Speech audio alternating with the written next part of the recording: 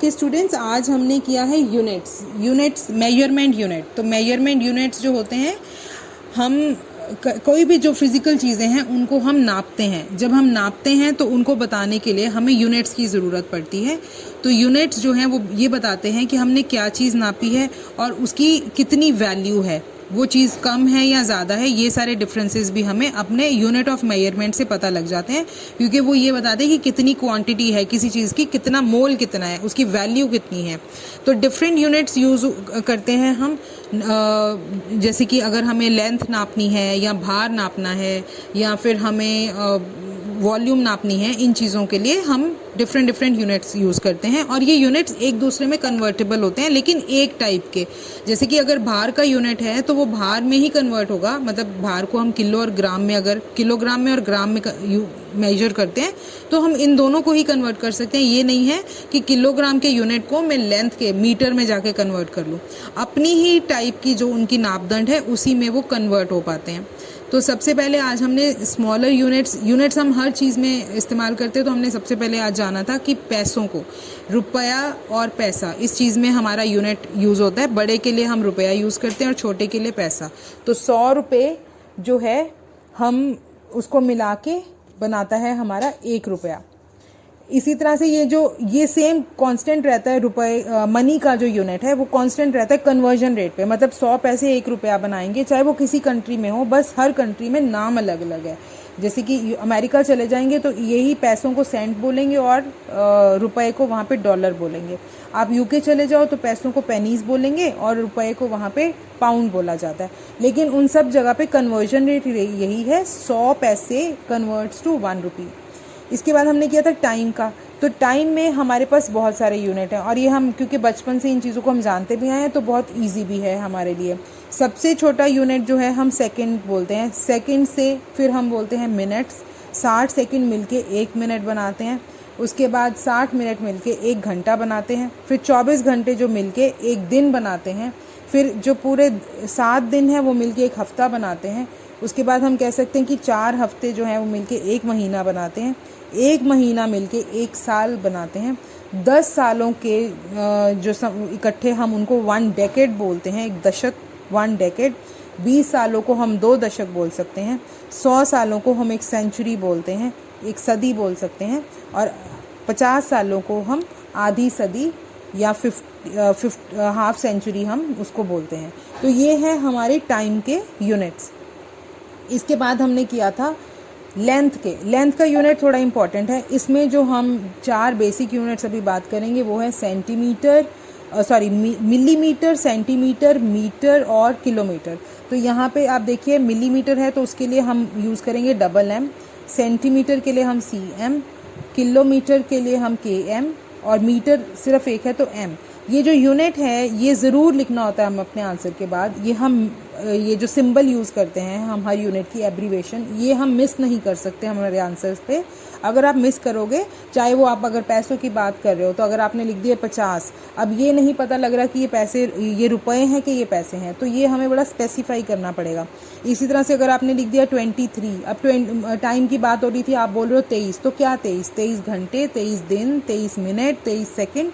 तो वो स्पेसिफाई करने के लिए हमें हर जो अपनी वैल्यू है उसके पीछे नोटेशन डालना पड़ेगा कि वो किस चीज़ की बात हो रही है। टाइम में हम डालते हैं जैसे सेकंड के लिए S, MIN मिनट के लिए, HR आवर के लिए। तो इसी तरह से हर मेजरमेंट में यूनिट है और वो यूनिट हमें उसका एब्रीवेटेड फॉर्म अपने आंसर पे लिखना भी है। तो वापस आते हैं लेंथ के ऊपर। तो लेंथ जो सबसे छोटा यूनिट है वो मिलीमीटर है। 1 मिलीमीटर को आप एक सुई धागे वाली जो सुई है उसके बराबर समझिए। उसकी नोक जो है इतना ही चौड़ा होता है, ज़्यादा नहीं होता है। और 10 अगर इस तरीके के 7 सुइयाँ रखें तो 1 सेंटीमीटर बनेगा। 1 सेंटीमीटर आपकी जो फिंगर है, कोई भी उंगली हो, उसका जो ऊपर का टिप है वो जितना चौड़ा है इतना 1 सेंटीमीटर होता है। थोड़ा बहुत आगे पीछे हो जाएगा, मतलब 10 मिलीमीटर मिलके 1 सेंटीमीटर बनाते हैं।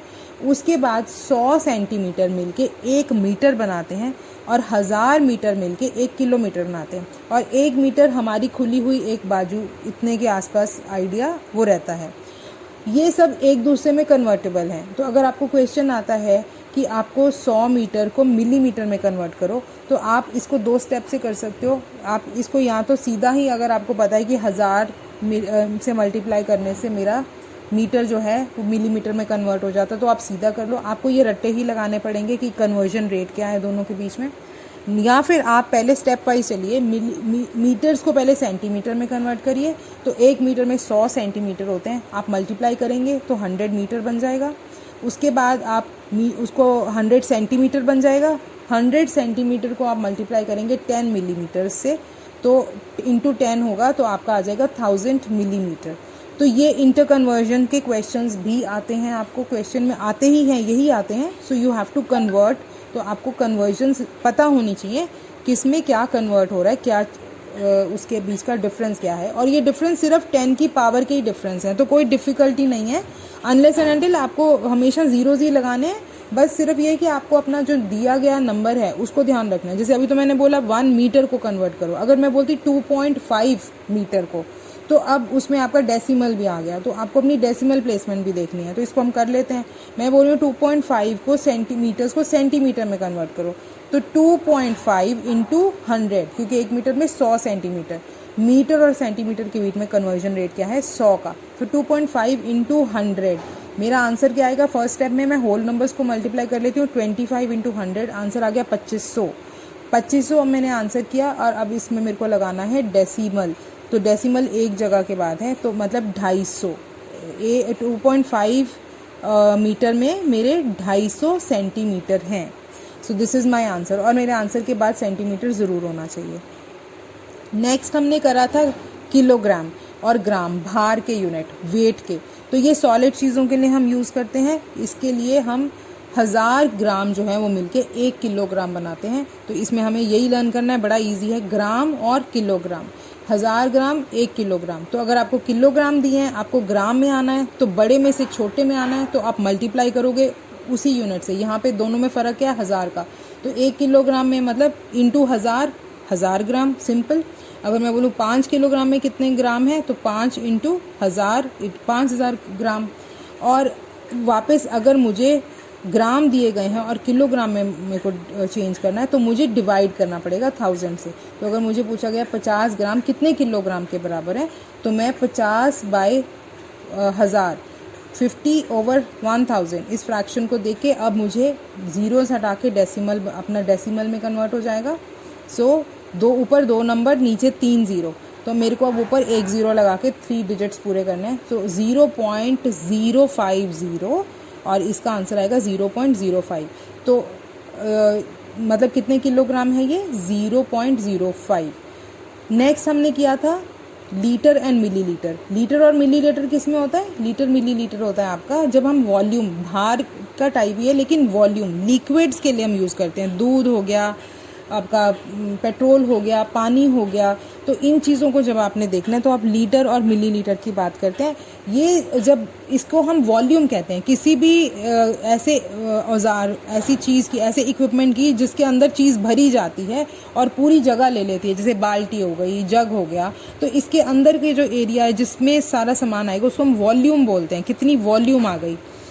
तो लिक्विड चीज़ों के लिए हम वॉल्यूम यूज़ करते हैं, लेकिन आजकल बहुत बार होता है कि लिक्विड के लिए भी हम किलो बोल देते हैं। 1 किलो ऑयल दे दो, 1 किलो दूध दे दो, आम ही बात हो गई है। पर लिक्विड जो था वो लीटर्स में नापा जाता था। पैकेट्स पे आप अभी भी देखोगे तो लीटर ही लिखा होता है। तो ये थे हमारे मेन कन्वर्जन्स जो हमने किए हैं।